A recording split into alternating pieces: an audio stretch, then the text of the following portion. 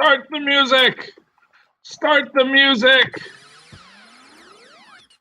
Hello and welcome once again to Superconnectivity.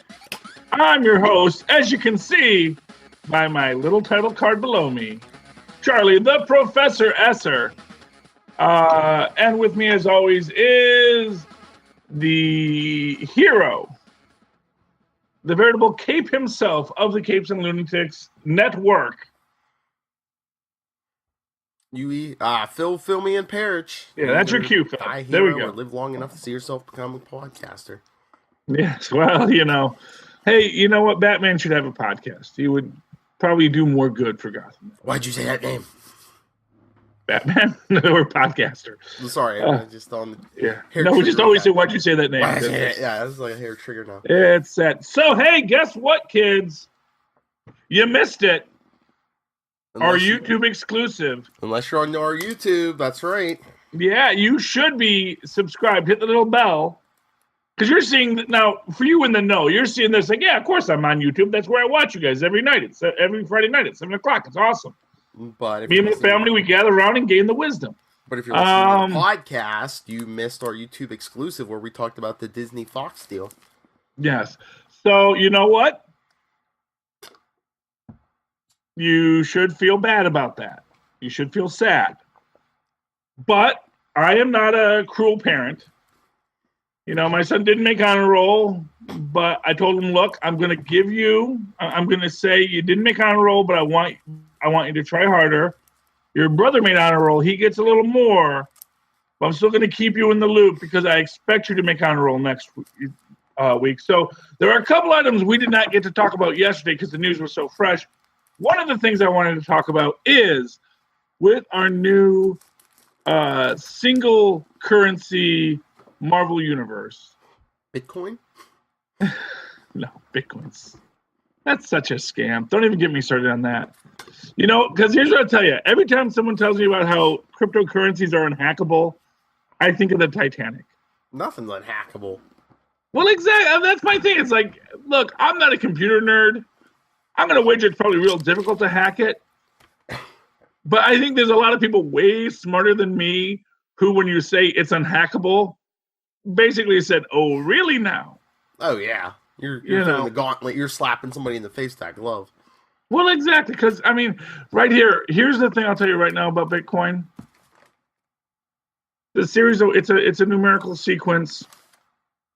It has to have a progressive logarithm so that it can be traced.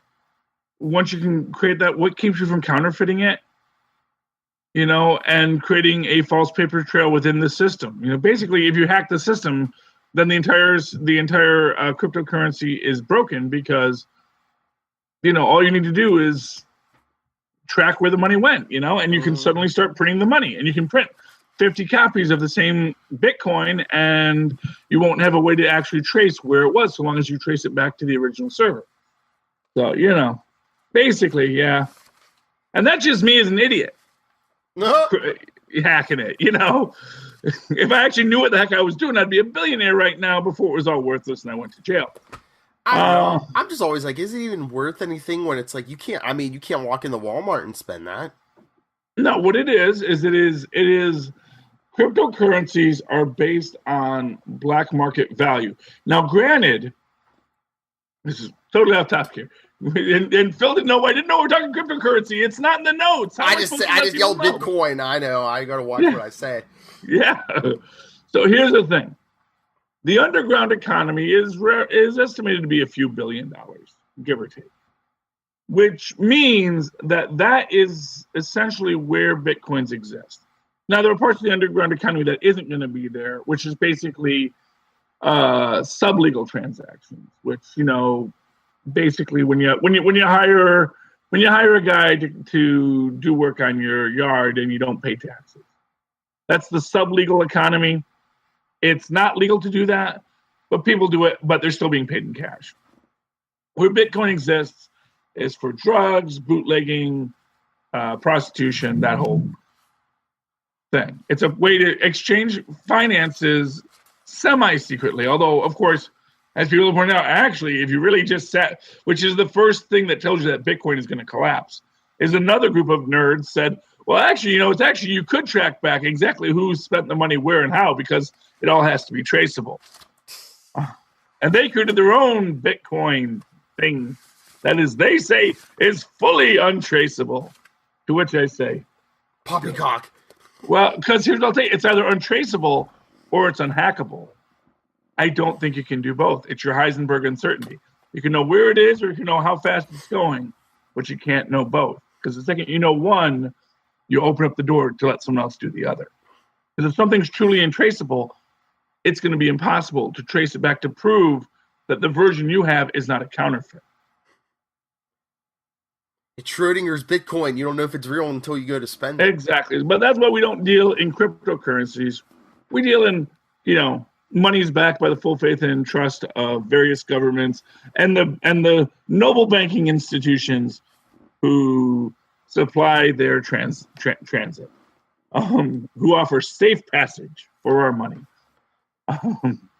God bless you, little logo. Anyway, okay. On topic. All right. So the thing we didn't talk about. I was going to say, there's a few things you said you forgot to mention yesterday about this. Yes. So the biggest thing merger is the Wolverine reboot.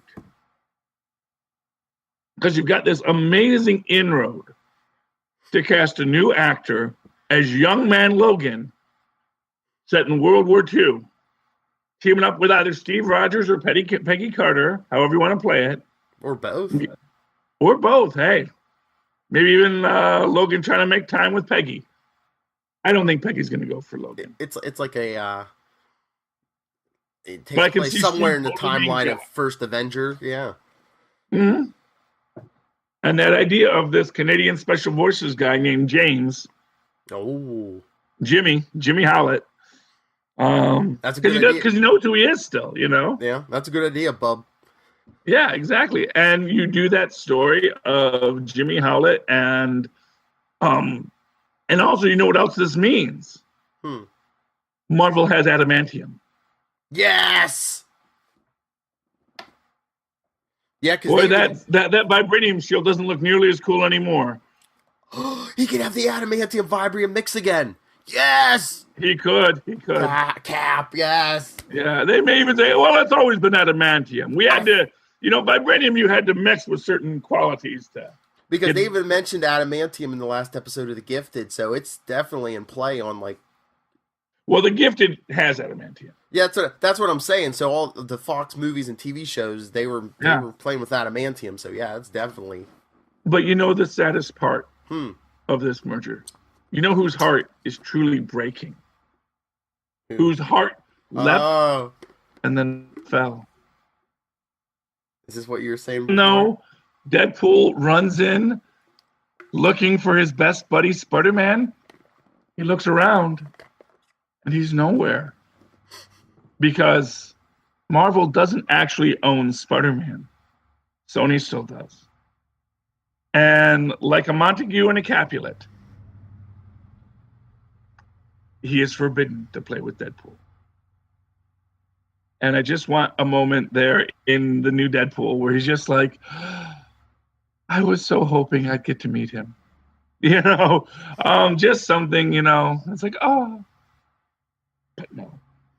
I don't know. Unrequited love. Do you think Deadpool's coming? Do you think Deadpool's coming in looking for Spider-Man? Like, I missed this guy who I've never met before. Is he going to be like, where's this jerk? Where's this jerk who's trying to steal my it all depends on how they play it. This low rent guy who, he thinks he has my sense of humor. He's nothing. Yeah, well, like I said, it all depends on how they play it. But to me, that's like the most tragic story of the Marvel-Disney merger is that Deadpool and Spider-Man can never know true love. They will always be kept apart. And Ryan Reynolds, he's a smart guy. He's going to pick up on that soon. He's going to go, and you're going to see a lot of posts by him about how sad Deadpool is. Oh, he already. I think it was him. He already put up a picture of Deadpool getting let out of Disneyland in handcuffs. Oh yeah. Well, because you can't actually blow the Matterhorn. But I'm bummed. Thank you. speaking of which, I did read Despicable Deadpool this week. Oh, nice. Just do a nice little transition in there. What did you think? It was nice. It was nice. Cop out of Deadpool at the end of the universe being killed, and Cable. Oh yeah, Cable at the end of the universe being killed. And Cable being mad that Deadpool's the one who kills him. And for what it's worth, Cable not listening to himself about Deadpool isn't our friend. And, just reminds you of the scorpion and the frog, or the scorpion and the turtle, or the scorpion and whatever story you want to hit, or the lady and the snake. Aesop kind of retread this ground a lot. He kind of, not a very original writer for a guy back in the, 1400s BC. About how Deadpool's nature is that, how are you catching my cold? You're digital. No. Must be a computer virus. I had cold first. But no, do you think maybe that just, I know, Deadpool's all that scorpion who, stings the, what is it? Whoever carries him across the lake because it's in his nature. But do you think, Cable's been working with Deadpool off and on for probably at least 10 years now, or a little more.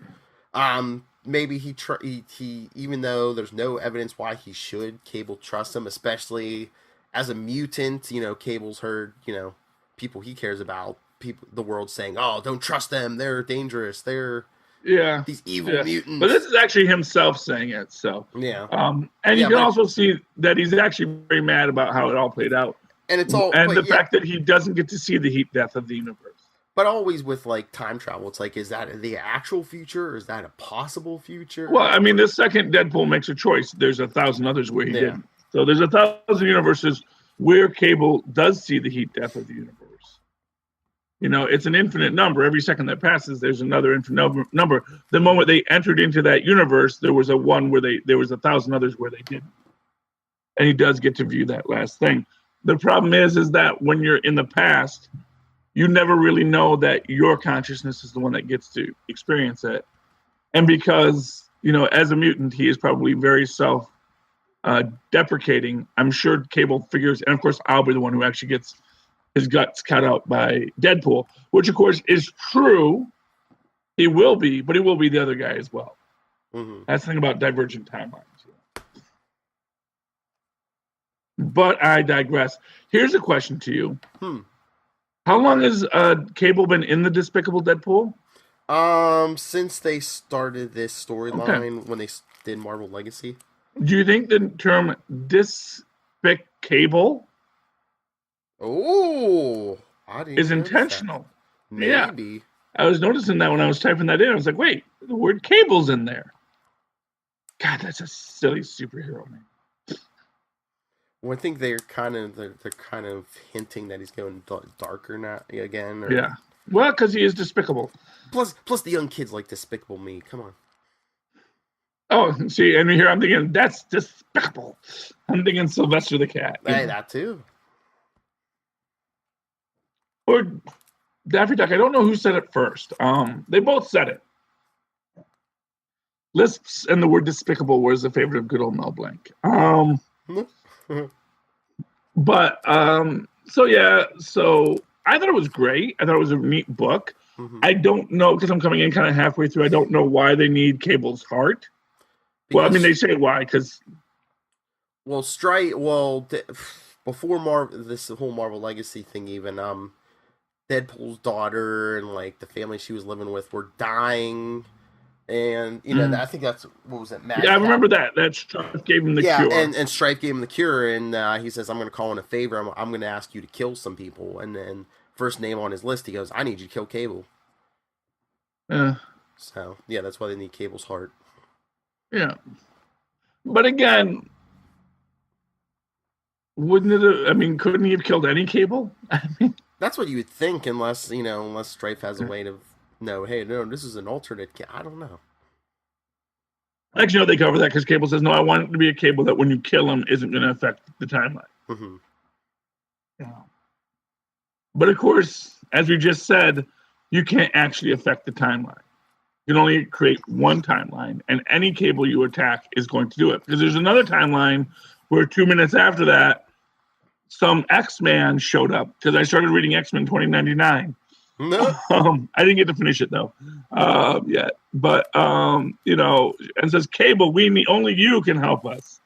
Old man Cable being brought in for one last fight, and what you find out is Cable never gets to see the heat death of the universe. And do you know why? Because Franklin Richards doesn't let the heat death of the universe happen. Ooh. Because the last time we saw adult Franklin, it was after the heat death of the universe, or during the heat death of the universe. And he was keeping the universe alive through the force of his being Franklin Richards. Because he's magic. You watch, they're going to reveal in the final, in some episode of Fantastic Four or Marvel 2-in-1 when Franklin and Valeria come back, that actually Franklin's going to turn around and says, actually, I've never been Franklin. I've always been Stanley Excelsior. Hey, I created this all. Marvel 2-in-1 #1 comes out this Wednesday. Yeah. I hope I have money by then. Gotta have like $40 in comic books just waiting for me that I haven't been able to get yet. So. I can borrow a copy. Yeah, I can borrow a copy. I want to buy these things. I don't know if I put it on my poll yet or not. I think I told them. Mm-hmm. But they also may be like, this guy hasn't been here in weeks. Should we still be pulling it? They may say, no, Charlie is our good customer. He always buys his books, and I do. But, you know, we'll see what happens. So you said you started X-Men Blue 17? Yeah, basically, I got to the point where they say, why are you X-Men always traveling in time? But, yeah, it's because, the young X-Men from the past have been working with Magneto. They discover he has this time machine. I guess he's been working on a way to get them back to their original time. But remember, when they went back before, there was already X-Men there or something. Yeah. I don't know if because their timeline doesn't exist because the universe ended. Well, now I don't know if it was the writer or someone was saying, there might be more than that meets the eye. Because supposedly, I don't know if they're going to meet the Xavier of their time, and he's going to have some answers, not all of them, but yeah. So they're bouncing around until they meet their Xavier, I guess. Oh, okay. But I mean, with adult Jean Grey coming back, I don't know if they're shipping them back or. I don't know. Who knows anymore? Honestly, this is why I don't read X-books. X-Men. Yeah, it's like, who knows what those guys are up to? Mm-hmm. Here's what I'll tell you. Here's what I'm going to say. I'll say this about the mutants. It was lazy writing on Stanley's part from the start. He didn't want to think of an origin. What if they just had powers? What if I just didn't go through that trouble? And then he came up with this whole idea. It's like, well, but what if people feared and hated them? Yeah, but did all that stuff. Wasn't it? I don't know if it was in the 60s, but I think it wasn't in the 70s or 80s. They said oh yeah, if you one of the parents was exposed to enough radiation, you could have a mutant child, like Reed and Sue Richards. And now, it's just like a random mutation, basically. Evolution. Well, I mean that's something.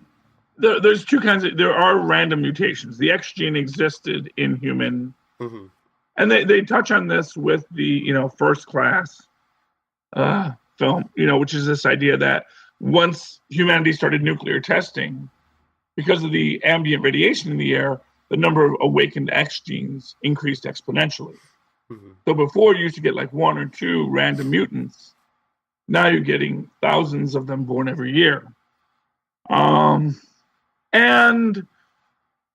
for what it's worth, I mean, that's an aspect of it, but obviously there have been mutants since long before massive nuclear radiation was a thing.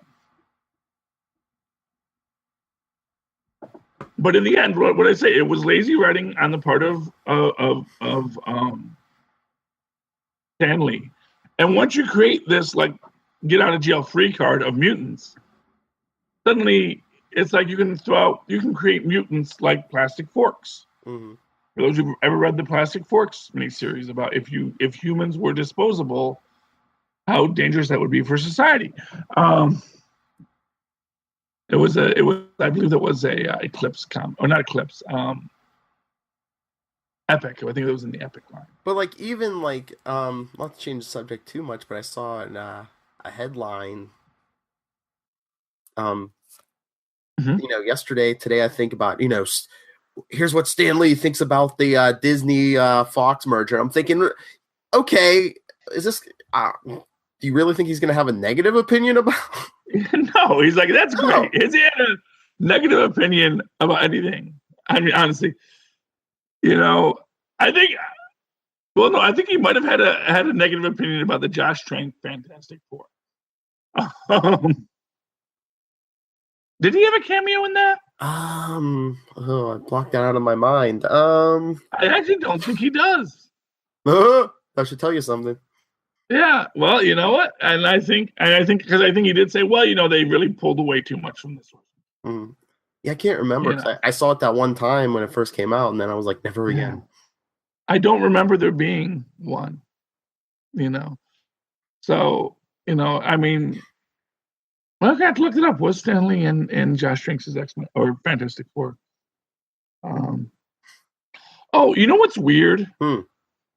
Is all of this like accusations about who's the X-Men guy who does the movies?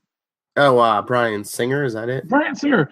They took him off of the X-Men movies like after the third one because of those accusations. Was he even on? Was he on 3? No, they took him off of 3 because of the accusations. Oh, yeah. So it was like weird to me that, oh, wow, these old accusations are coming back. I'm sure Arnold Schwarzenegger is feeling a little nervous right now. But I think people know about Schwarzenegger. Well, yeah, I mean, but I mean, it can come back and hurt him now. But I mean, I don't think his political career is going anywhere anyway. No, I don't think he's doing any more politics. And honestly, I mean, how old's Arnold now? I don't know how much more acting he's going to do either. Yeah, well, I mean, there's always someone who wants to pay him to come and sit and smoke a cigar and talk in a German accent, Yeah. Yeah, well, hey, it's a living. Yeah, it is what it is. But anyway, yes. So what were we talking about? We got really off on X-Men. X-Men 2099. Yeah, time travel, Marvel, DC, Marvel, Disney, Fox. I was gonna say, if you want to switch to another comic, I'm dying to know what you think about Daredevil 596. Mayor Fisk. Oh, I love that. I love the fact that Daredevil is such a hiker in it, where he doesn't realize all the cops are after him. It's like, dude, you just busted up the mayor's office. Mm-hmm. Do you really think they're not looking for you? And doesn't even think, I'll use my super hearing to hear what they're chasing. Nope, I'll just go and help them because I'm a superhero. Mm-hmm. But I found out that apparently Blind Spot has his eyes back. Yeah, the hand. Oh, the hand gave him his eyes? And they're Mystic crap, yeah. Well, good for the hand. Everyone always says such bad things about Well, they wanted to use him as like a weapon and to use him to get the Deadpool. To Deadpool? Oh, not Deadpool. I'm sorry, Daredevil. Oh, I was going to say, I was like, wait, who wants to get the... Why does the hand want anything to do with Deadpool? No. Okay, so that's cool. So he's got eyes again, and it was great. But so here's my big question: does Fisk know Matt Murdock is Daredevil? He does. Wait, what? Does Fisk know Matt Murdock? No. Because remember the whole thing with the Purple Man's kids and stuff. I know that everybody's memory got wiped except for Foggy Nelson. That was it. But that doesn't mean that Fisk couldn't figure it out. Yeah, I mean, if Fisk could put 2 and 2 together again, it could figure it out again. But yeah, right now he doesn't know. Even Elektra doesn't remember Matt Murdock and Daredevil are the same person. She remembers dating them both, but not that they're the same person. Yeah. These people are so bad with why? Because they had to put the genie back in the bottle, because who outed Matt Murdock? Bendis. But you know what? Maybe it's not the worst thing. One thing we can say about the Marvel Cinematic Universe is that secret identities are kind of stupid. Well, yeah, I mean, look at the Defenders. Matt Murdock's the only one running around with a scarf on his head. And he looks like an idiot. That's why he's the George. No. The George is like, my worlds are colliding. You're killing independent Matt. Exactly. But so here's my prediction for Daredevil is that Fisk knows. Fisk is totally knows. And that's why he's offering Matt. Because not for nothing. Oh, I'm going to take this random DA, make him my deputy mayor. Nah. That is Fisk. I mean, you might be right, but I think they're writing it right now it's just like he's trying to score some. Fisk is trying to score points with the public, and you're taking on a handicapped DA. Cha-ching. Matt just went and successfully argued a case in front of the Supreme Court. And you know what? But isn't it convenient how Fisk fixed everything very quickly? Because he got Daredevil to come to his office, smash things. Then he gets to turn him into public enemy number 1. Then calls Matt Murdock to come be his best friend. Fisk knows. Yeah, Fisk knows. Do you think that if they're painting Fisk like, Lex Luthor with the kryptonite ring, he's like, yeah, guess what, buddy? You can't come within like 500 yards of me, or guess I have the whole city of New York, the cops, everything behind me. You can't come near me. No, what he actually is going to do is he's going to convince Matt that he's not as bad as he thinks. He's gonna be the classic devil, and he's gonna be like, Matt, I know what you think, and I know where you think I've been, and I'm not going to deny about where I've been. Mm-hmm. What I am going to tell you is I care about the city, and I want to do what's right for the city. This isn't when Osborn ran things. Because Osborn didn't care.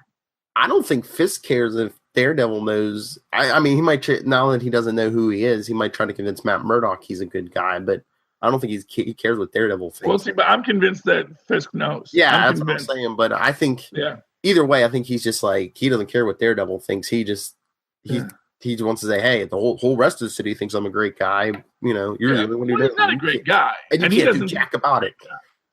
Well, I think he's. I think Fisk. See, I think taking from the Netflix series, I think Fisk has embraced villainy in a way that very few villains ever do.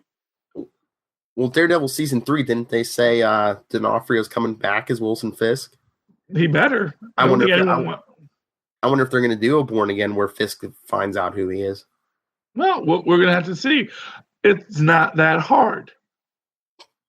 Of all the superhero secret identities,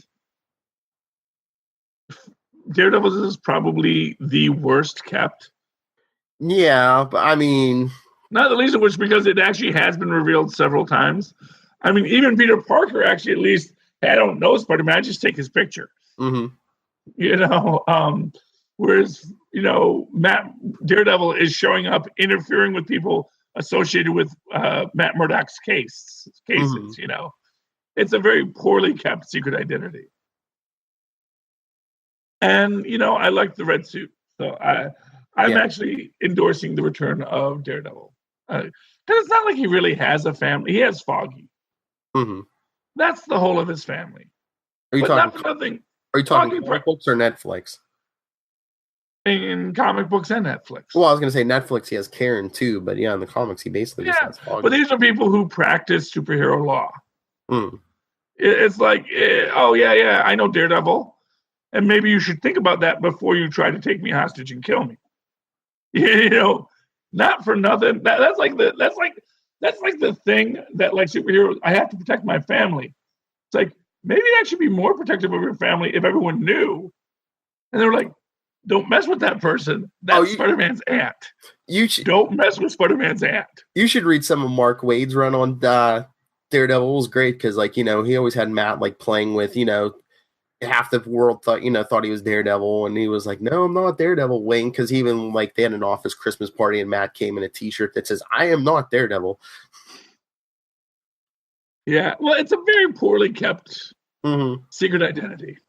In a world of secret identities, it's poorly kept. That's all I'm saying. Well, that's why I wondered. That's why I wondered why they even put the secret identity back. I was like, I've just figured, why didn't they just run with it? Half the world believing he was Daredevil, and the other half not believing. Yeah. You know what's amazing is that no one's ever made Tony Stark go back. Well, here's what I'm wondering. Here's what I'm wondering: if they put Daredevil, Matt Murdock's identity back, because in the Netflix show he has a secret identity, but in the MCU, even at the end of the first Iron Man movie, Tony Stark comes out. So, yeah, well, I mean but I mean, Tony Stark had been out for a while before the Iron Man movie came out, and that's like the modern Tony Stark. I mean, he really doesn't have any family, and that's like modern Tony Stark. He's like, I don't give a crap, I ain't hiding who I am. This is who I am, baby. Yeah. Well, he's already lost and made his fortune and back like 6 times. Mm-hmm. Which is why it's great to be a super genius. Because all you have to do is just invent some new thing. And now here's all my money back. But I mean, I missed you money. I mean, that's like modern Tony Stark. Even though it's still him, he's not going to hide behind this separate identity. He's going to be like, hey, man, I saved this bus full of kids. Hey, it was me in that armor, man. Yeah. Well, there you go. Yeah, I mean, it's an interesting thing, but he's in it. My thing is I think that Fisk knows, and I think that once you establish this idea that Fisk knows, it makes the story a much more interesting take. Mm-hmm. It's much more interesting when the villain knows the secret identity. Oh yeah. If you think back to that first Sam Raimi Spider-Man, when you see the wheels turning in the Goblin's head. Mm-hmm. And he realizes that Tobey Maguire is really Spider-Man. That is a great scene, and that defines that relationship in such a powerful way. Well, I thought it was pretty suspenseful, back in the day in the comics when they first introduced Eddie Brock Venom, because he knew who Peter Parker was. Yeah. And he didn't set off the spider sense. Mm-hmm. So, I mean, he could be waiting right around the corner, and Spider-Man would never know. And what's great about these items where people know their secret identity is none of them publicize it. And you see this again in the movies. The Vulture knows Spider-Man's secret identity. Has got no idea. And you know why? Because it's more powerful if he's the only one who has it. Well, yeah, that's like the old cliche in the comics too, when they find out the identity and they don't release it because they're like, I don't want to release it because I don't want anyone else killing you. You're mine to kill. Yeah, that's ridiculous. Although, what was it? I think it was a Flash comic where someone unmasks Flash and he looks at him and says, I have no idea who this guy is. I think it was a Wally West Flash book, but I remember reading it. Just the idea. Maybe, for the first I think like 200 issues of Wally's Flash run. For most of his run, most of the public knew Wally West was the Flash, and then like Jeff Johns used the Spectre to like erase the world's memory. It was probably the other Flash, but exaggerating on me. I was gonna say I see your ceiling. Totally Max Andro right now. I have no idea if that. You're cutting in and out. Well, see, I don't. Oh, you're cutting in and out too. See, that's the question, and we'll know when we listen to the podcast who was actually Max Andro and who wasn't.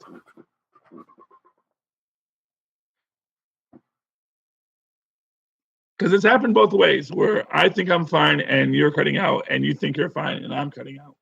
Mm-hmm. Yeah. So, but we'll see. We'll see when we listen.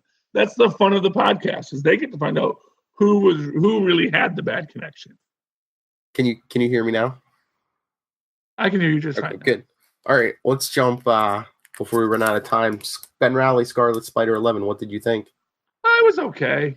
I mean, it was not as Death is fun. Mm-hmm.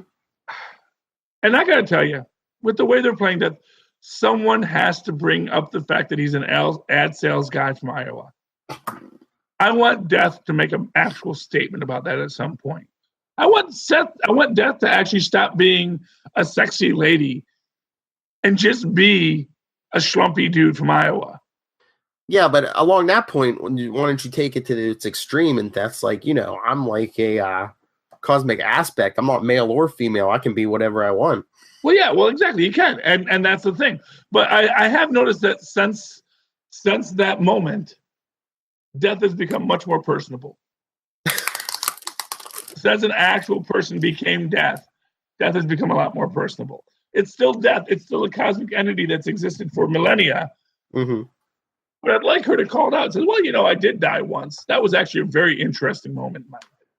That was cool. But then I came back and it was actually this, ad sales guy from Iowa. Beyonder did it. Good old Frank. He was cool. Because he's the guy that actually convinced the Beyonder to kill death. Because he says to the cosmic entities, you have no idea what death is. So don't tell us he can't destroy death because you don't live with it. It's a great moment. And then he realizes, oh, shoot, they were right. Death actually does have a place because everything sucks without death. And Secret Wars 2, the best thing ever. Right up there with Superman 3. And what did you think about Ben Reilly getting Deadpool face if he does bad stuff? I liked it better when they did it in the Fantastic Four. Yeah. It is. It's cool. But like I said, that's just being. First off, here's what I'm going to tell you. That's probably not death. It's probably going to be revealed that it's the Stranger or someone else. Oh yeah. Because it's going to be like, what? You really thought death was appearing to you, Ben Reilly, to just be your personal? It's like, what are you, a 20-year-old white girl from New York, in Ugg boots that you think the universe is just telling you something? I was gonna say, just because he's had interest in Spider-Man, maybe going after Scarlet Spider, maybe it's Mephisto, but I don't know because we got Blackheart and Falcon. Yeah, I was gonna mention that. Speaking of, and you know what I loved about that was the Patriot making a comment about we're in a completely different genre now. It's like, I came here to fight gangs, and now we're fighting pan-dimensional demons. And Falcon's like, "Hey, you got to roll with it, man. Mm-hmm. That's what we're up against. We don't just walk away and like, no, I'm sorry, I don't do demons. Like, no, And that's what we got, Brother Voodoo. Mm-hmm. I want a Brother Voodoo movie now, so bad. I'm sure. Oh, they need to do like a Justice League Dark version, like a Marvel version with like Brother Voodoo, Damian Hellstorm, Doctor Strange. Who else? Yeah. Throw Man-Thing in there. Blade, Man-Thing, Howard the Duck, Ghost Rider. They own them all. Mm-hmm. Yeah, I'm all for. I don't know if you got to go. First, I've never understood what Justice League Dark was supposed to be. Well, basically, they wanted to do all those Mystic heroes, but then they thought, hey, we'll sell more if we slap Justice League on it. Yeah, and Dark, because Marvel was doing that with their Dark Avengers. But the Dark Avengers were actually the Dark Avengers. Yes. And they were actually, it actually had meaning. As always, it has meaning when Marvel does it. Well, Justice League for the branding, and then Dark for it's black magic. To steal from Marvel. Oh, yeah. Yeah, it's... Yeah, and it's fine. You want to do a superhero team of mystical characters, that's fine. But hey, if Warner's wants to steal something now, they're gonna have to acquire some stuff. No one's been stopping Warner's. That's the thing. No one's ever been stopping Warner's. No one has ever stopped Warner's. Warner's just didn't want to take risks or write stories. So, do you ever think the day is going to come where Disney's going to say, "Hey, Warner's, we'll take everything DC off your hands"? Yeah, I don't think. First off, I think Fox is like their last big purchase, and that's what I wanted to talk about. Why they bought Fox, and it was something that made this, and they mentioned it earlier. It's like, now Disney basically owns Hulu. Oh, yeah. I did see that today, yeah. Yeah, because they own 60% of Hulu. And you know what's going to happen next? Hmm. Everybody else who owns a piece of Hulu is going to sell it to Disney. Hmm. Because when they all agreed to do Hulu, it was Fox, CBS, I think it was CBS, Fox, NBC. But basically, they all got like an equal share. Mm-hmm. The three networks that got into it, they all got ABC. I think it's ABC, NBC, and Fox. So I think CBS says, no, we're going to do our own thing. So now Hulu's we got Star Trek. So now Hulu's going to become Disney's streaming service that they it's basically about. And basically they don't need Netflix anymore. Yeah, well, they said they were Disney said they were going to do their own streaming service, so I guess that's what Netflix is going to become. Yeah, and now they have Hulu. Yeah, Hulu is now Disney Hulu. Dizloo. It's Desi-Loo. They're going to call it Desi-Loo. Mickey don't play, people. Yeah, well, but that's the thing. But the thing is that when they created Hulu, all of the networks that got involved had an equal share. Because each network was supposed to be, because that way no network would have the dominance of it. And now all of a sudden, Fox ABC is one thing, and they have the dominance of it.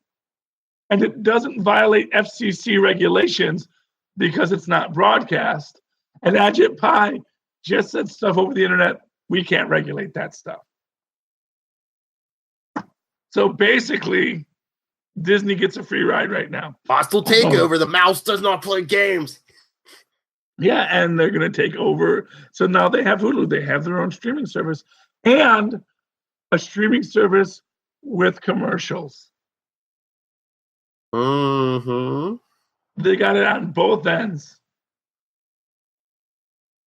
It's brilliant. As a tactical move, it is brilliant. And totally upends whatever Fox was trying to do. Which goes to show you that this who's Iger? Basically, they're like saying, yeah, Iger's not going to retire again.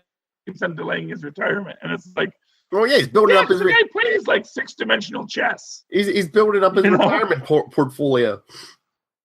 Dang, Skippy! Oh man, this guy is going to be freaking Bill Gates when he retires. He's going to be like, let's cure a couple diseases.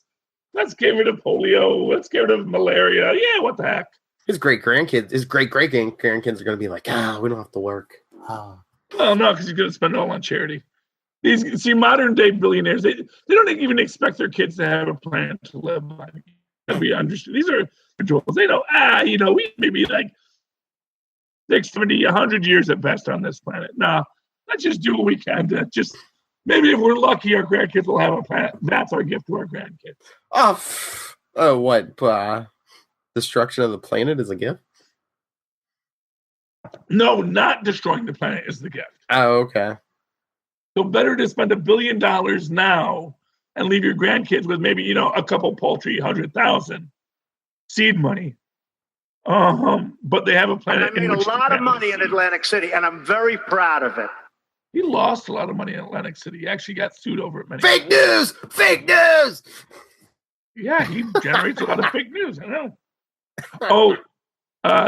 What is it? Ted Nelms fake news broadcast. Did you see that recently? Wait, what? It's the lead-in for the Daily Show, or at least it was last week. It's called Fake News with Ted Nelms. No, I didn't see that. Yes. So basically, Ed Helms has created a character, Ted Nelms, and he does the fake news. And it's a brilliant. Has this between that Daily Show, your classic, and then what I think is just fantastic, which is the is it the Minority Report or the new Jordan Klepper's report? Yeah, it is beautiful. It is burlesque and satire and fantastic, and it is wonderful. I think they've really hit a golden era there, but and that's Viacom. That has nothing to do with any of this stuff.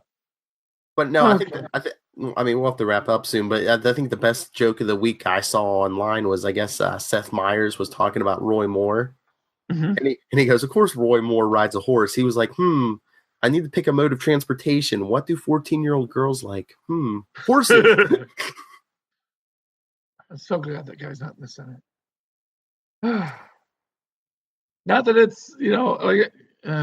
I've heard so many people say, but like, politicians used to resign if you even accused them of this back in the day. Now it's like, Well, yeah, because Donald Trump said, no, I'm not. You pulled the Trump maneuver. I didn't do anything wrong. Nothing ever happened. I asked their parents' permission. It's the Shaggy defense. It wasn't me. Wasn't me. Bathroom floor. Yeah, wasn't me. So but there we go. Good old Shaggy. Before we go, one last thing. You said you read Red Hood and the Outlaws? Oh, yes. No, I'm sorry. The book I read was called Bizarro and the Outlaws. but I guess Red Hood's in it too. Although I got to be honest with you, I can't keep any of these Robins straight. It's Robin number 2, Jason Todd. That's the Red Hood. Okay, and Tim Drake the one the Joker beat to death. That's Red Hood. Okay. Because there's a reason about is Tim Drake going evil? I'm like, I don't know. Aren't they all already evil? I don't know.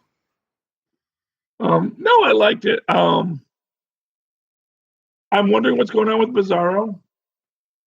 Because they actually they're that last scene in it, they give a really nice thing of that sort of upward shot of like Bizarro looking totally evil. Mm-hmm. And it makes me wonder if rather than doing flowers for Bizarro, what they're going to be doing is sort of this idea that Bizarro has his intellect, but it's going to turn him evil. Because intellect causes a separation from humanity. And because he doesn't have a grounding of a past with humans, and the only way that he's going to be able to get it back, and they're going to do Superman 3, man, fighting a junkyard, dumb Bizarro versus smart Bizarro, and dumb Bizarro got heart, and he's going to win because he's got friends who's going to help him. Smart Bizarro could be going evil because who jacked up his intellect? Lex Luthor. He might have been like, oh exactly. Yeah, I just gave him a copy. I gave him like a part of a copy of my brain, and Red Hood's gonna be like, what? Yeah, but that's what you're gonna find out is that is what they're gonna do is brains make you evil, and that's why Batman. Not necessarily. You necessarily don't need a brain to be evil. Yeah. Oh, yeah. Well, you don't need a brain to be destructive. I think you really need to know what you're doing to be evil. But, final thought. I saw a meme recently of Batman or Bruce Wayne and Tony Stark arguing at a party about like what's better, the Iron Man suit or the Bat suit, and then T'Challa's there and he says, "Yes, wouldn't it be great if someone invented a suit that gave you both super speed, super strength, and stealth abilities?" Anyway, I invented one, but that's none of my business. And then he drinks his champagne. So T'Challa drinking champagne, saying that's none of my business. That's our new Kermit the Frog drinking tea. Okay. That's enough for this week, kids. This is supposed to be a half-hour podcast. We went way over. Phil, how can people find you to talk to you about how long this show goes and why can't you shut that idiot Charlie up? His voice is obviously dying. Tell him for his own good to shut up. If you want to discuss the Bitcoin millionaire Charlie Esser with me, you could always we always bring it back around. You can email me nightwingpdp@gmail.com. On Twitter, I am at nightwingpdp. Sometimes I live tweet, especially when the DC CW shows are on. But if you want to discuss anything with the Capes and Lunatics or hear us talk about anything, email us capesandlunatics@gmail.com. And our voicemail 614-382-2737. That's 614-38-CAPES. And of course, if you ever would like to write to me in that old-fashioned email way the way our Moz Impossible instead, do so at superconnectivityblog@gmail.com. That's superconnectivityblog, all one word, @gmail.com. And of course, follow me on Twitter as I live tweet Agents of S.H.I.E.L.D., except, I might be able to do it tonight. Starts at 9 now. At Charlie Esser, that's CharlieESSER. And watch this space for YouTube exclusives from the Capes and Lunatics Network. It's not just me. Lilith is there. Tyler's there. Phil is always there. Might get some Luca stuff. You know you love Luca. He's a Toxic Gamer 13's arch nemesis, but you know. Till next time, kids. Please super connect with us again. Good night. Arch nemesis. That's gonna be this podcast is gonna go for generations. You know, super connectivity in like 30, 40 years is gonna be Luca and Tristan. Yeah, I hope so, man. That's my dream. That's what I'm building this empire for. Although you can see, I'm the only one that is just trying to create these feuds among us all. My super villain friend. That's what turns me evil. I'm so smart. The children are our future.